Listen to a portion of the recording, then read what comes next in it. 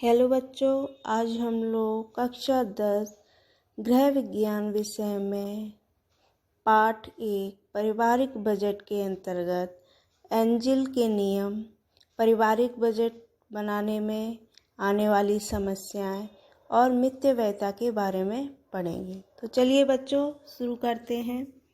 Angel के नियम। Doctor angel Germany के एक प्रसिद्ध अर्थशास्त्री थे।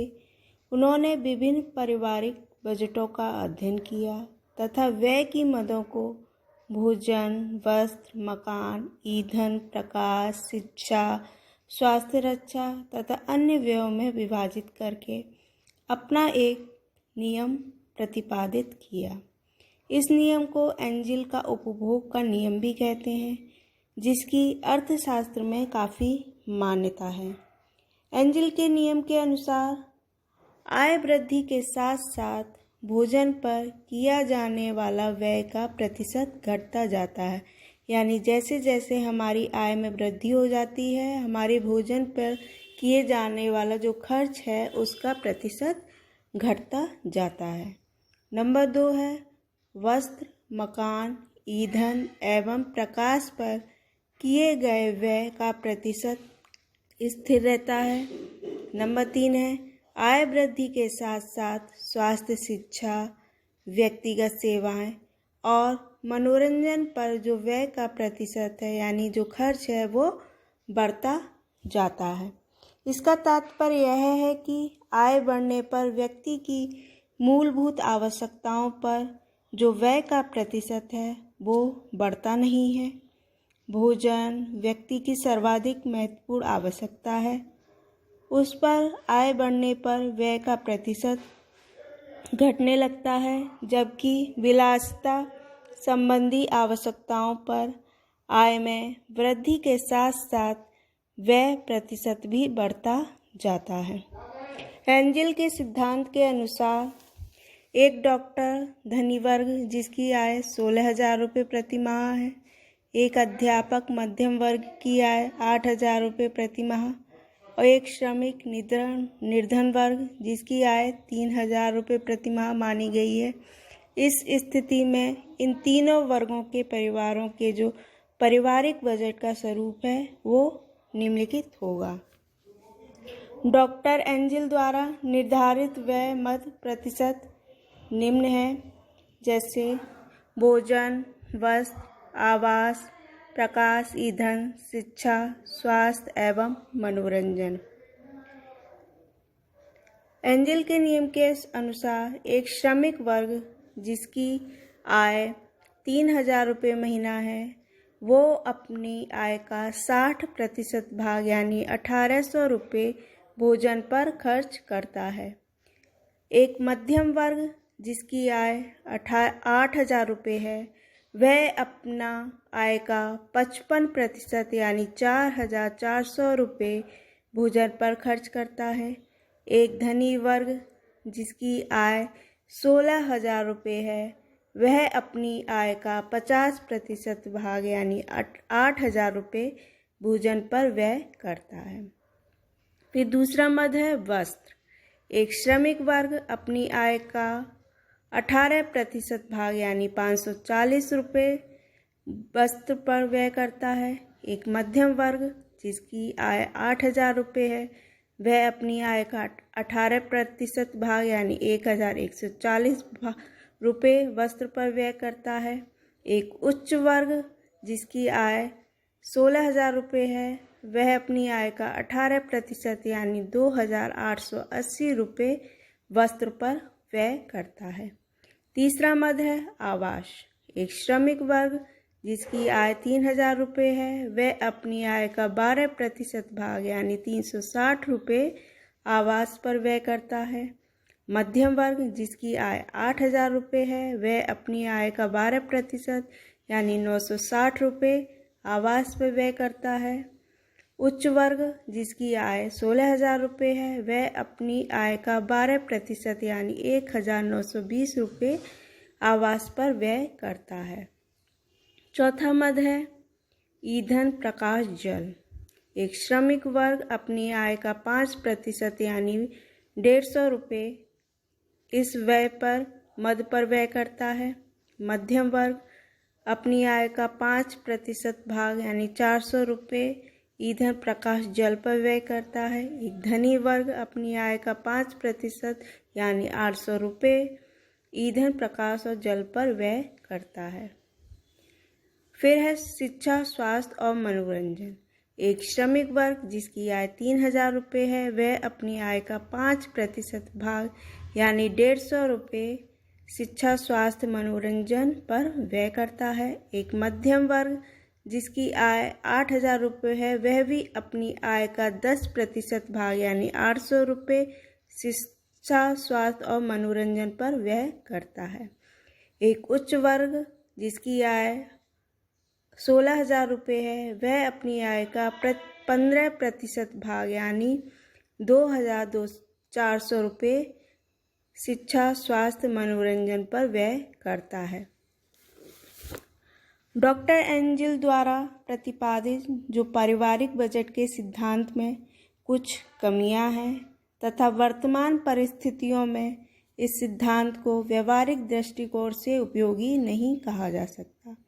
इस सिद्धांत की कुछ कमियां निम्नलिखित हैं। पहला है, वर्तमान समय में ये सभी नियम व्यवहारिक नहीं है। नंबर 2, मकान के किराए या अपने मकान पर जो व्यय है खर्च का प्रतिशत सभी आय के वर्गों में समान नहीं होता है। नंबर 3 है, वस्त्रों पर होने वाले जो व्यय का प्रतिशत है प्रत्येक आय के वर्ग के बराबर नहीं होता, यानी श्रमिक वर्ग, मध्यम वर्ग और धनी वर्ग तीनों वर्गों में वस्त्र पर किए जाने वाला व्यय का प्रतिशत अलग अलग होता है।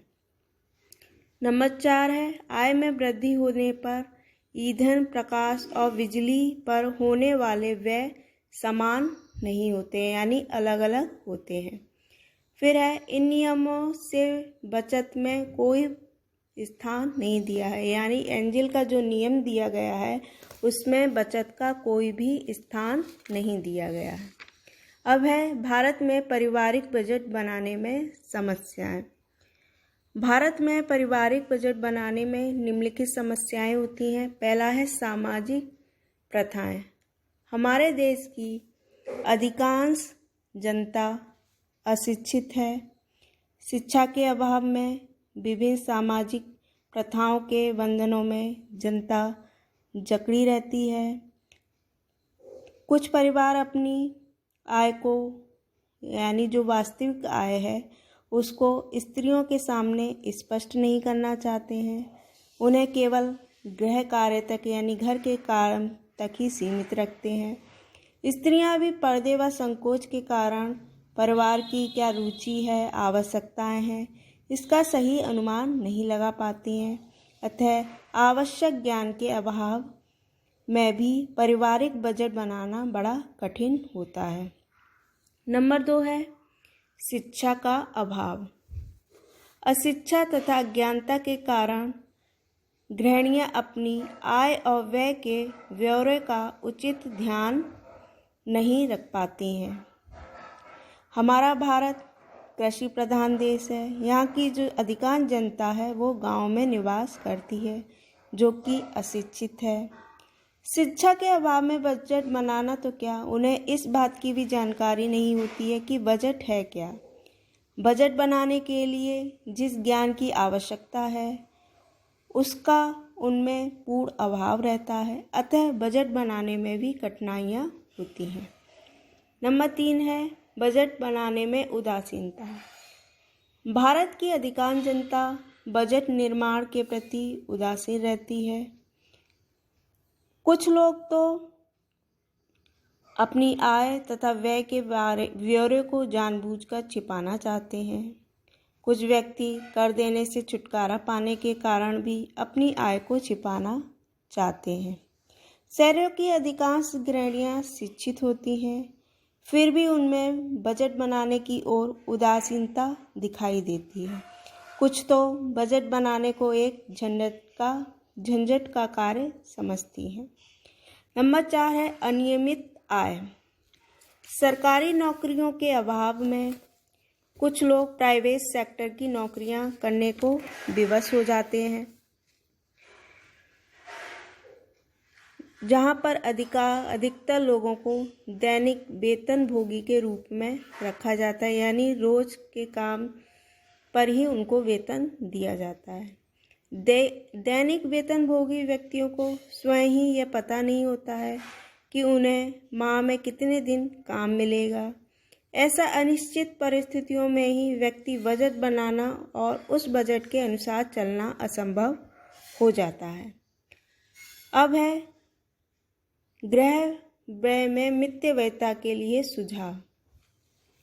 मितव्ययता का वास्तविक अर्थ गृहिणियों को अपव्यय यानी जो फिजूल खर्ची है उससे बचाना है। आदर्श बजट के लिए मितव्ययता आवश्यक है और मितव्ययता कंजूसी नहीं है। यह अपव्यय से बचने का एक साधन है, यानी फिजूल खर्ची से बचने का एक उपाय है।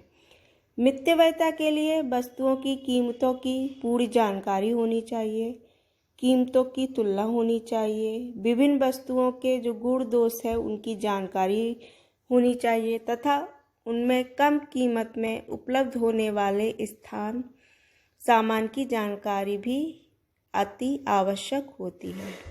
अब है मितव्ययता के लिए ध्यान में रखने योग्य बातें। पहला है आवश्यकता अनुसार खरीद। आवश्यकता के अनुसार ही वस्तु की खरीद करनी चाहिए, यानी जितनी हमें आवश्यकता है उसी के अनुसार वस्तुओं को खरीदना चाहिए। कुछ गृहिणियां प्रत्येक वस्तु को थोक में खरीदती हैं, जिससे कई बार हानि भी होती है और वस्तुएं खराब होने लगती हैं।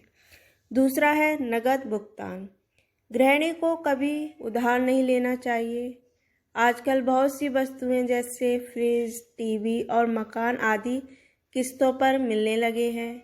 इन वस्तुओं को किस्तें पर न लेकर हमें नगद भुगतान करना चाहिए, क्योंकि इन वस्तुओं को किस्तों पर लेने पर ब्याज भी चुकाना पड़ता है। नंबर 3 है सही स्थान से खरीदारी। घर का प्रत्येक सामान, चाहे खाने का हो, पहनने का हो, दवाइयाँ हो अथवा अन्य कोई सामान हो, सदैव हमें विश्वसनीय दुकान से ही खरीदना चाहिए, यानी जिस दुकान पर हमें विश्वास हो वहीं से हमें सामान खरीदना चाहिए। विश्वसनीय दुकान से सामान खरीदने पर हमें ठीक कीमत पर सामान मिलेगा तथा शुद्ध और अच्छा होगा। फिर है नंबर 4 गुणों की पहचान। गृहिणी को शुद्ध एवं ताजी अच्छी वस्तुओं की पहचान होनी चाहिए। उसे सस्ते व पौष्टिक गुणों वाले खाद्य पदार्थों का ही उपयोग करना चाहिए। नंबर 5 है कुछ वस्तुएं थोक में खरीदना। कुछ वस्तुएं ऐसी होती हैं जिनकी वर्ष भर हमें आवश्यकता पड़ती है तथा वे हमें सरलता से संग्रहित भी की जा सकती हैं, यानी उनको हम सावधानी पूर्वक सरलता से इकट्ठा भी रख सकते हैं। जैसे गेहूं एवं चावल, फसल आने के समय पर ये सामग्री काफ़ी सस्ती भी मिल जाती हैं। नंबर 6 है संरक्षण विधि का ज्ञान। यदि गृहिणी को संरक्षण का ज्ञान है तो वह घर पर ही अचार, मुरब्बे, टमाटर की चटनी आदि तैयार कर सकती है। मितव्ययता के दृष्टिकोण से इन वस्तुओं को घर पर ही तैयार करना चाहिए। नंबर 7 है गृह कार्यों के लिए हमें कम से कम नौकर रखना। घर के आवश्यक कार्य जैसे खाना बनाना, कपड़े धोना, घर की सफाई करना आदि गृहिणी को स्वयं ही करना चाहिए, जिससे धन की काफ़ी बचत हो जाती है। नंबर 8 है घर की वस्तुओं को नियम पूर्वक देखभाल तथा मरम्मत करना। मितव्ययता के लिए आवश्यक है कि समस्त घरेलू वस्तुओं की अच्छी तरह से देखभाल की जाए तथा उनके उत्तम रखरखाव की भी व्यवस्था हो। इससे वस्तुएं शीघ्र खराब नहीं होती, नष्ट नहीं होती और इनके अपव्यय से भी बचा जा सकता है। नंबर 9 है बालकों को ट्यूटर के बदले स्वयं पढ़ाना। बच्चों को स्वयं पढ़ाना भी गृहिणी के लिए अति आवश्यक कार्य है। इसके 2 लाभ होते हैं। एक तो धन की बचत होती है और दूसरे बालकों को स्वयं पढ़ाने की आदत भी पड़ेगी। नंबर 10 है मितव्ययिता के लिए पानी, ईंधन व प्रकाश, बिजली का हमें सावधानी पूर्वक प्रयोग करना चाहिए। नंबर 11 है पुरानी तथा व्यर्थ में फेंकी जाने वाली जो चीज़ें हैं उनको भी उपयोग में लाना भी एक कला है। यदि गृहिणी इन चीज़ों का उपयोग करने का ध्यान रखे तो आर्थिक दृष्टि से उसे आर्थिक लाभ भी मिलता है।